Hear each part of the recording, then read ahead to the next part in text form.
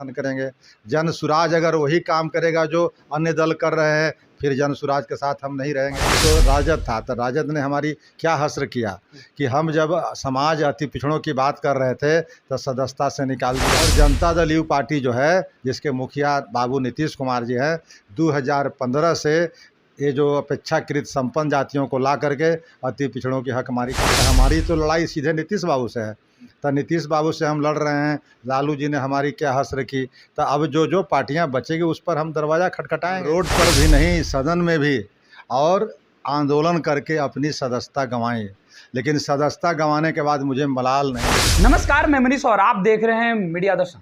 हमारे साथ मौजूद हैं आरजेडी के नेता और पूर्व एमएलसी रामबली सिंह चंद्रवंशी। आपको बता दें कि कुछ दिन पहले बापू सभागार में एक कार्यक्रम हुआ था जन सुराज का, जिसमें रामबली सिंह चंद्रवंशी शामिल हुए थे, जन सुराज के कार्यक्रम में जुड़े थे। इसके बाद लगातार मीडिया में ये खबरें आने लगी कि रामबली सिंह चंद्रवंशी जो हैं वो जन सुराज से जुड़ गए। इसी मुद्दे पे बात करेंगे। हमारे साथ मौजूद है एमएलसी रामबली सिंह चंद्रवंशी। सर, क्या लगता है, आप बापू सभागार में पहुंचे, लोग तो ये कह रहे हैं कि आप जन सुराज से जुड़ गए हैं, लेकिन अभी भी आप आरजेडी के नेता हैं, क्या कहेंगे? देखिए, लोग को भी समझना चाहिए कि जन सुराज पार्टी अभी बनी नहीं है। शायद 2 अक्टूबर को पार्टी बनेगी, तब लोग पार्टी में विधिवत जिनको ज्वाइन करना होगा करेंगे। अभी हम जन सुराज अभियान जो प्रशांत किशोर जी के नेतृत्व में चल रहा है, और जन सुराज की यात्रा जो है लगभग 18 महीनों से वो कर रहे हैं पद यात्रा। उस पद यात्रा के क्रम में प्रशांत किशोर जी बराबर अति पिछड़े वर्ग की भागीदारी के बारे में चर्चा करते हैं। तो अति पिछड़ों की जब भागीदारी की चर्चा प्रशांत किशोर जी बढ़ चढ़ के कर रहे हैं, तो अति पिछड़ा आरक्षण बचाओ संघर्ष मोर्चा के संयोजक होने के नाते मेरा दायित्व है कि प्रशांत किशोर जी से वार्ता करूं, प्रशांत जी से मशविरा करूं। उस मशविरा के क्रम में हम वहां भी गए थे, और उस पर उन्होंने सहमति जताई कि जो आपकी मांगे है उससे मैं सहमत हूं, और आप लोगों के उचित भागीदारी जो है 60-70 सीटें हम लोग देने का मन बनाए हुए हैं। इसलिए आप लोग अति पिछड़ा वर्ग के लोग अपना जन सुराज को समझिए और इसमें जोड़िए। तो जन सुराज के बारे में मेरी धारणा है कि अति पिछड़ों की अगर बात करेगा अन्य दलों से बढ़ चढ़ करके, तो उसका हम समर्थन करेंगे। जन सुराज अगर वही काम करेगा जो अन्य दल कर रहे हैं, फिर जन सुराज के साथ हम नहीं रहेंगे। तो हमारा तो स्पष्ट मानना है कि जो अति पिछड़ों की बात करेगा, जो अति पिछड़ों की संख्या के अनुपात में प्रतिनिधित्व देगा, भागीदारी देगा, उसके साथ हम हैं। हमारा कोई पार्टी नहीं है, हमारा पार्टी तो राजद था, तो राजद ने हमारी क्या हश्र किया कि हम जब समाज अति पिछड़ों की बात कर रहे थे तो सदस्यता से निकाल दिया।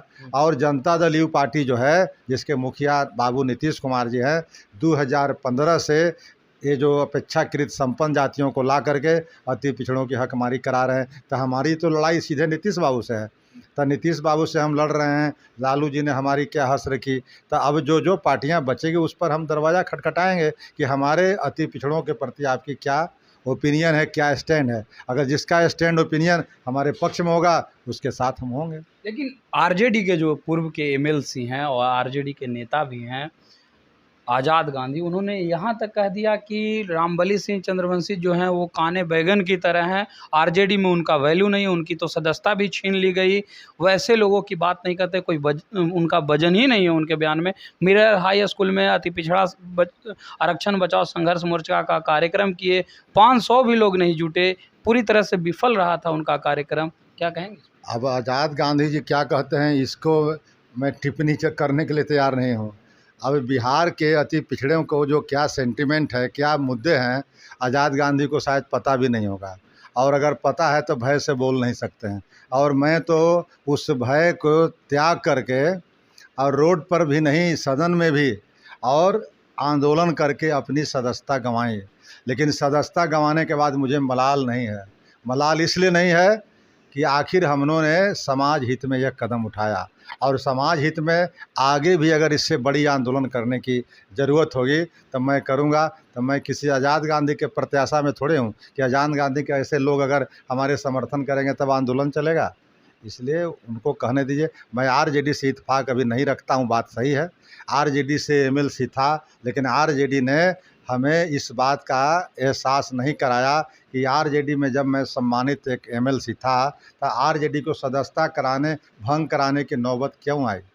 और जो सदस्यता भंग कराने के लिए रिट पिटीशन दायर किया था उसकी अपनी सदस्यता भंग हो गई। तो इसलिए जैसा करनी वैसा भरनी, वो तो अपने भोग रहा है कि आरजेडी के आज 2 एमएलसी खारिज हो गए। अभी 2 साल बचा हुआ उन सुनील सिंह जी का और 3 साल बचा हुआ मेरा, ये दोनों खारिज हो गए। अब फ़ायदा किसको हुआ? एनडीए को। तो आरजेडी की राजनीति किस तरह की हो रही है ये तो आरजेडी के लोग समझ रहे हैं और बाकी जनता भी समझ रही है। तेजस्वी यादव को किस तरीके से आप देखते हैं, कैसा नेता के रूप में आप तेजस्वी यादव को देखते हैं? अब तेजस्वी यादव जब शुरू में आए थे तो बिहार के लोगों ने उन पर नज़र बैठाया था कि हो सकता है कि तेजस्वी यादव एक क्रांतिकारी नेता साबित होंगे। लेकिन 2, 4, 5, 6 वर्षों में तेजस्वी जी ने जो राजनीति में दखलंदाजी की या जो अपने एटीट्यूड का परिचय दिया, तानाशाही का, गरीब उन्मुखी नहीं रहे, कोई कार्यक्रम को गंभीरता से उन्होंने नहीं लिया, पिछड़ों अति पिछड़ों दलितों की भागीदारी नहीं दी और बराबर ये कहते रहे कि ए टू जेड की पार्टी है। लेकिन ए टू जेड की पार्टी अगर होती तो विगत लोकसभा चुनाव में उन्होंने यादव बिरादरी 14% को कितने टिकट दिए? 23 में 9 टिकट दिए।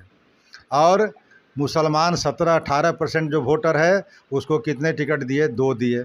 और 36% जो अति पिछड़ा था उसको 1 टिकट दिए। तो आप अब समझ सकते हैं कि यह ए टू जेड की पार्टी है कि किसकी पार्टी है। तो सिर्फ कथनी हो और करनी में अंतर हो तो इससे बिहार की जनता समझ रही है।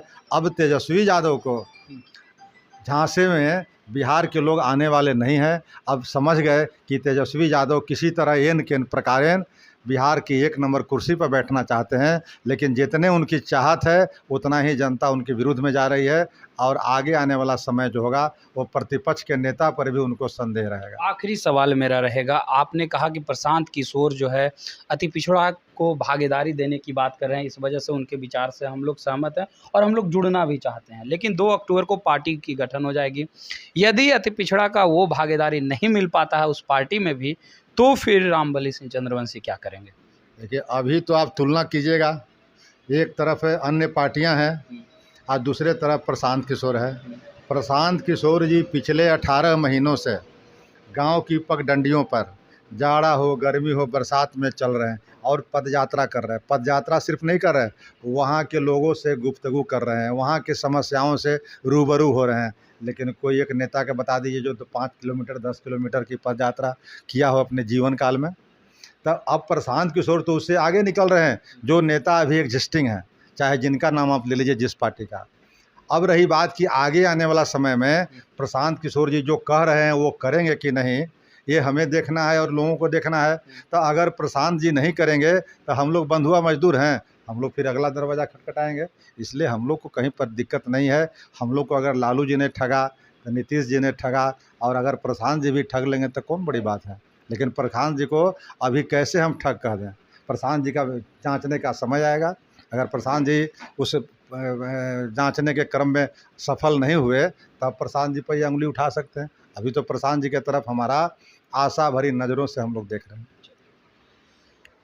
तो ये है हमारे साथ रामबली सिंह चंद्रवंशी, जो कि आरजेडी कोटे से पूर्व एमएलसी रहे हैं और आरजेडी ने इन पर कार्रवाई की और इनकी एमएलसी की जो सदस्यता है वो भी चली गई थी। अभी जन स्वराज के विचारधारा से जुड़ रहे हैं और आपको बता दें कि 2 अक्टूबर को जन स्वराज पार्टी की गठन होनी है, जिसके बाद लगातार देखा जा रहा है कि कई आईएएस आईपीएस पदाधिकारी और नेता भी जो है लगातार जन स्वराज से जुड़ रहे हैं।